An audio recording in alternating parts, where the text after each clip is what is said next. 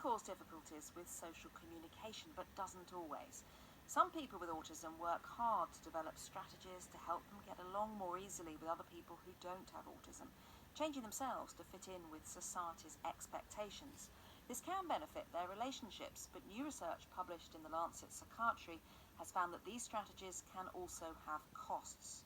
I spoke to Professor Francesca Happe from King's College London, who conducted the new research, and to Eloise Stark, who was diagnosed with autism at the age of 27 and does all sorts of things in an attempt to blend in.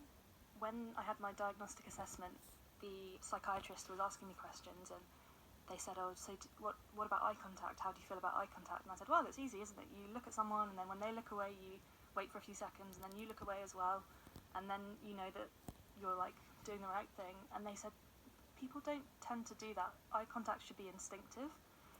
And it blew my mind. I had no idea that people didn't regulate their eye contact consciously. So you were planning it, Yeah. knowing this makes conversations go well if you can do this the right way, if there is such a thing as a right way. Yeah, and sometimes it even feels, it's really difficult to describe to non-autistic people, but it sometimes even feels painful, making eye contact.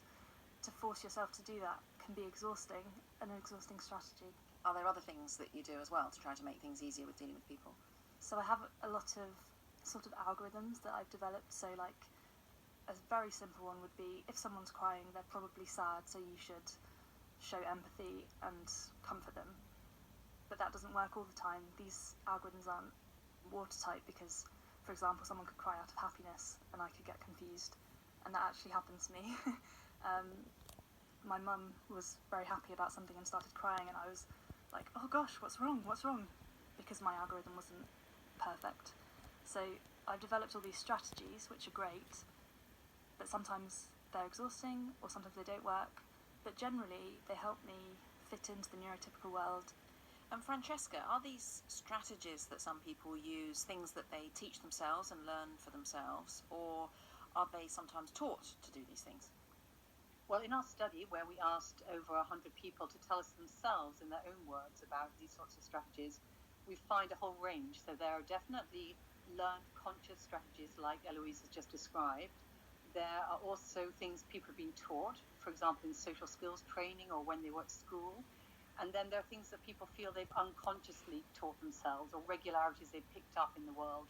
But what they're not doing, as Eloise already said, is just unconsciously and automatically, intuitively responding and recognizing the social cues of neurotypical people in the world.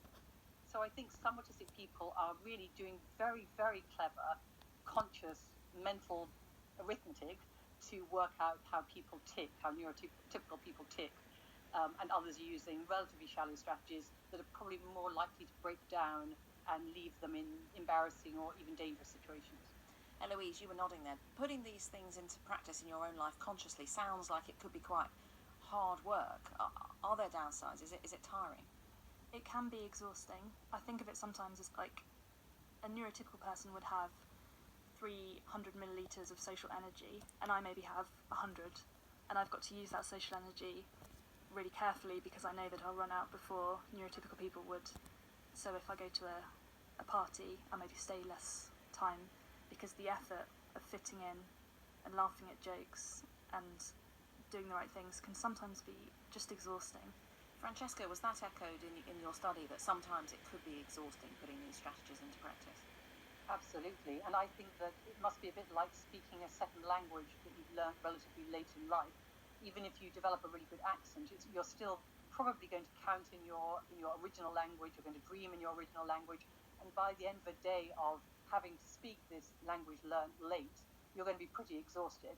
So definitely one of the costs of compensation is exhaustion. And I think the other one that particularly we were struck by in our study was this sense of not being authentic, that somehow you're not being true to yourself. And the saddest example of this from a young woman I met relatively recently who was in her teens and had her diagnosis a few years earlier and had a mental breakdown. And she described to me how when she came out of hospital, her friends had rallied around her.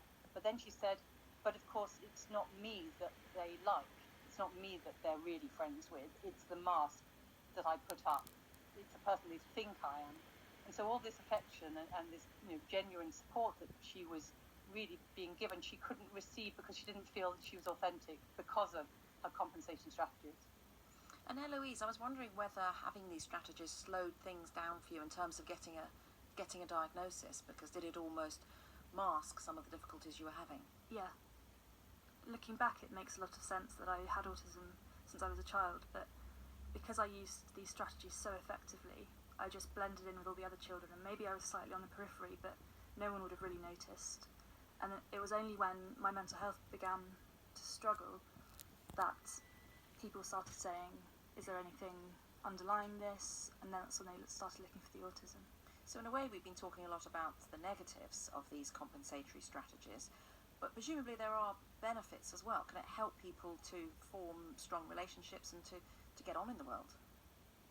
Yes, definitely. In our study, some of the positive things people said were that it had helped them in their job interviews and in their careers, with their friendships, and also positively but also bittersweet that they had developed these strategies to avoid being bullied and victimized.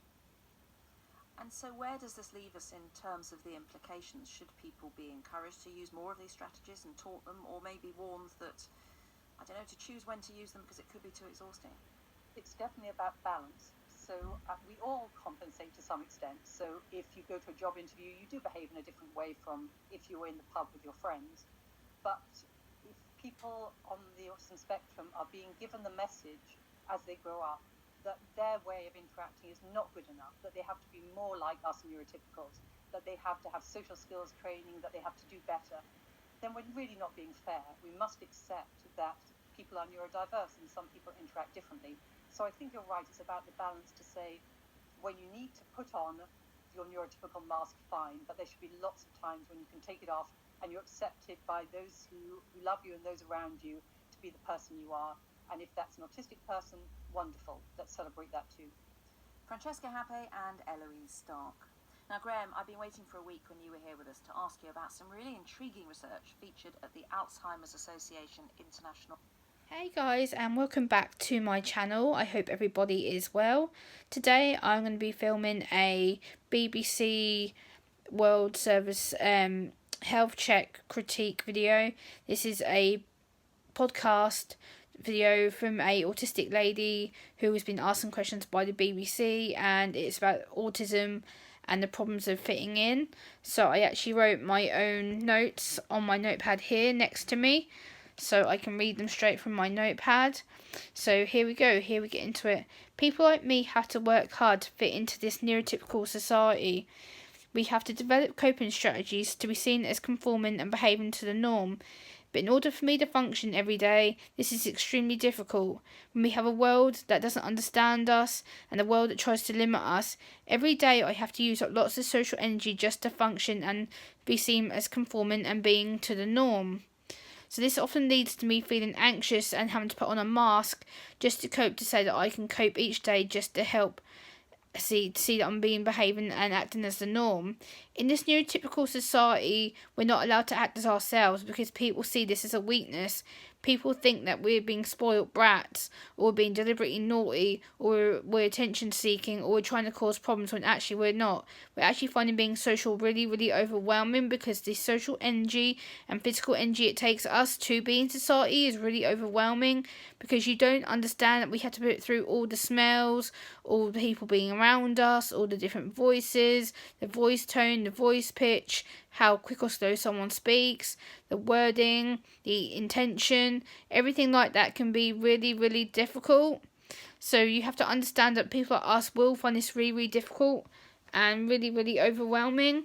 So yeah, I just want to speak on this a little bit and give my views. Basically that the world needs to let us be ourselves. We shouldn't have to constantly put this mask on, and we shouldn't have to constantly try and please you and conform to what you are expecting of us every day, because that just isn't practical. It just isn't right. We can't be conforming to what your expectations are of us all the time. and it mentally and physically drains us. It upsets us, it makes us anxious, it makes us physically and mentally drained. And as this girl explains in this BBC podcast, I've actually downloaded the section of it to critique it, which is what I'm doing now, giving my own autistic view and my own autistic viewpoint as an autistic woman. And it is really difficult just to function in this world, just to be autistic in general is really, really difficult for me. And the fact that I have to go through processes just to be communicating with you and functioning. I plan my strategies. I plan things like wearing headphones. I take out fidget toys with me. I learn to socially be appropriate. And it is really difficult just to be fitting in and taking the time to speak to people. And it takes a lot of mental process and a lot of mental planning to do that and to be kept to society's judgments. But they also did say that people with autism who are neurodiverse should be able to give their own opinions. We should be able to be ourselves without having to put this daily mask on all the time, just to say that we're conforming and that we are willing to talk to people, because it's not easy. Being autistic is extremely difficult, and it's physically and mentally wearing me out all the time. And we need to be proud of who we are, because every day is a struggle. Every day I have to learn to be what's seen as normal, and from now on I'm going to be more myself. And if people don't like that, that's tough. I'm not going to be conforming to what people expect me to be all the time, because let's face it, it's not practical, it's not real. And as you'll find out from the BBC clip, you'll hear from one autistic lady, and this is my viewpoint, and I think it's important to have many autistic people's viewpoint on this subject, because I really do struggle every day. Every day is a challenge. I have to learn to be social, and I have to learn to conform. I have to learn to behave. I have to be seen as being the normal lady, and I'm not. Let's face it, I'm neurodiverse. I have anxiety disorder as well. So not only am I highly anxious all the time, I'm highly worried about what I say, how I say it. And yeah, so I hope this has kind of helped you understand what it's like for someone like me to go through everyday life, just to battle it and challenge it and change people's perceptions of autism. So I will wrap that up there, guys, and please listen to the podcast and let me know your thoughts in the comment section down below. I will link the article down below in my video description box. Until next time, guys, I will see you soon. Bye!